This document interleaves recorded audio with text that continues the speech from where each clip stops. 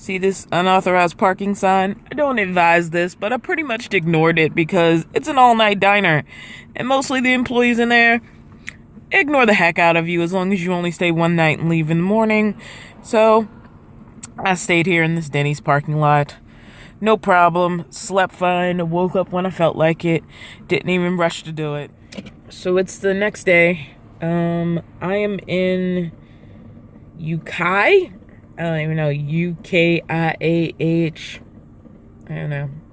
Still California. Haven't gotten out of California yet. By the way, people, I noticed some of the recommendations when I started looking it up for my travel had to do with me having to get all the way to Portland. For those of you that didn't understand, I'm only going to Ashland, which is like so close to just over the border. I'm not actually going as far as Portland words is much far north. I wasn't sure, honestly. I had to go look it all up on a map. But the Portland's much more further north than I currently am. It might be worth visiting though. That might be fun. But anyway, but yeah, I'm not gonna be in Portland. Portland is way out of my way. I would have to then like turn around and come back down because Ashland is literally just right over the border into Oregon. But anyway, I am about to head to Starbucks so that I can edit my day one video, which you guys have hopefully seen by this point. And then I'm going to start my travels for day two, in which case I think I'm just going to go ahead and break over the Oregon border. And I'm thinking, I have a thought about where I want to go, but we'll see if I get there. I don't want to talk about it ahead of time because all the ideas I had about where would be a cool place to stop yesterday kind of didn't work out. So I'm not going to make any plans. I'm just going to head in a direction I think will be fruitful, and we'll see if it actually is. But first stop is going to be Starbucks to edit that video and get it out to you guys, which hopefully by the time you're watching this, you have already seen.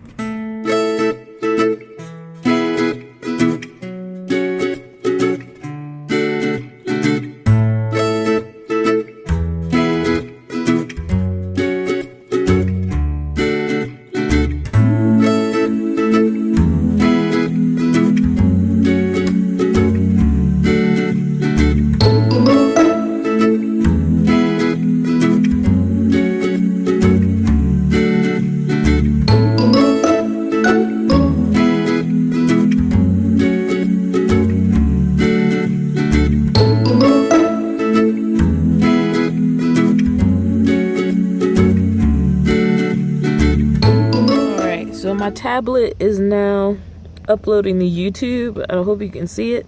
It says 78% uploaded with 4 minutes left. Yes, this is a Windows 10 tablet. And if we go down here, you can't see the time, but let's try to make it clearer. Ah, there you are. Come on, baby. There you are. So it's 4:20 p.m. So I literally got up early this morning with the goal of editing this video and then getting on the road hopefully before noon. Finally on the road again. After spending the entire day in Ukaih, whatever Ukaih is. So here's the funny part about California. When people say they hate California, and yes, there's arguable things like high gas prices, which you'll find in many places in California, even the more rural areas. Gas tends to be more expensive in those than they are in other states, but they tend to be less than, say, San Francisco, San Diego, Los Angeles, etc., etc. And I think people get frustrated with California because of the big cities. But the thing is, like, California is the entire west coast of the United States, with the exception of Oregon and Washington. My point being, it's pretty much 3 states within itself. There's the northern area, just in a general broad stroke, the Central Valley pretty much, and then the south. And even within those areas, like, Marin is completely different from San Francisco. Benicia is completely different from San Francisco. Your downtown Oakland still has that congestion, still has a lot of parking problems, like those kind of areas. you can get some of that same sort of big city problem-ish type of stuff, but there is a lot in California that's worth seeing, worth driving through, worth experiencing it. And I think we get caught up in hating California for like a place like San Francisco, which for me is hell. Like, I hate San Francisco. I don't consider myself quite a camper. I don't feel like, except for RTR, which was a very secure space, I've done a lot of legit camping. Like, camping was not something my family did. I didn't go camping as a kid. I didn't experience any of that. That was not a part of my youth experience. It's not been a part of my adult experience, but it's always been something I was curious about. So I've never really done any legit like campground camping outside of my RTR experience, which is something I would like to do. And there are places in California where you can do it, but you just can't have both. You're either going to go out and like try to find some pretty remote area where you can like chill in your vehicle, or you're going to be semi-city. And there's semi-city, and then there's like deep city. And deep city is like downtown San Francisco, which has a completely different feel from like Daly City or South San Francisco, or even in Pacifica, which is in that area. Like, I went to Pacifica, I parked just fine, I walked on the beach, like, it was great. So while like I definitely had some like San Francisco frustrations recently, I also understand like that's not all there is to being in this area. And so I'm really excited just to see the farmland and the beautiful stretches of lands and just and the coastline. Like, yeah, it got really scary at night when I was driving down Highway 1. Oh my God, I was so scared. Like, by the time I did my video last night, like, I was so tired, but I was so scared. Like, it was scary. Half the time I couldn't tell where the turn was. There were kind of those bright orange signs like warning you, but you really couldn't tell. And when people got behind me, I would try to find a way to pull off so they could go past me, because I would go so slow to make sure like I could make that turn. So yeah, it was not a fun or great experience. It was just scary.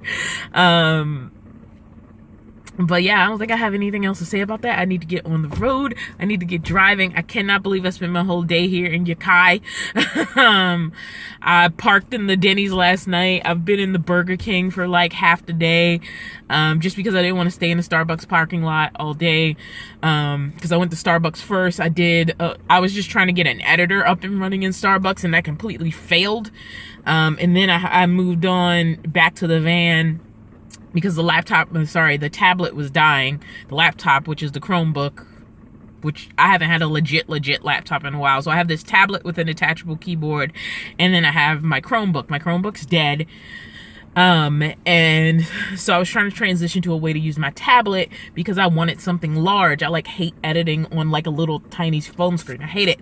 I like having I learned how to edit on Final Cut Pro and Adobe Premiere and After Effects. I also used to do After Effects. I used to do audio editing. I went to a combined film and theater program in college, so I learned to do editing. Was never that great at it, but I learned editing on robust editors. And so really simple editors get on my nerves because I want to edit a certain way and it won't let me do it. And then really complicated editors need bigger machines, and honestly, I don't need all those features anyway. I don't need all of the bells and whistles, but I needed something in the middle. And for me, KineMaster has been perfect. And so I was like, okay, I can't use KineMaster on a Chromebook anymore. Can I use it on my phone? Yes, but the problem is my phone has enough apps on it at this point. It was a matter of what can I get rid of. There wasn't enough space for it. It was a whole thing. And it just took many hours to solve. I downloaded 2 apps that were failures. One because it didn't work. And the point is then I had to delete those to get that space back. And then I needed to transfer the files back onto the device that I was actually going to use to edit. And it turned into a whole... Drive, Dawn. Drive. It's time to drive.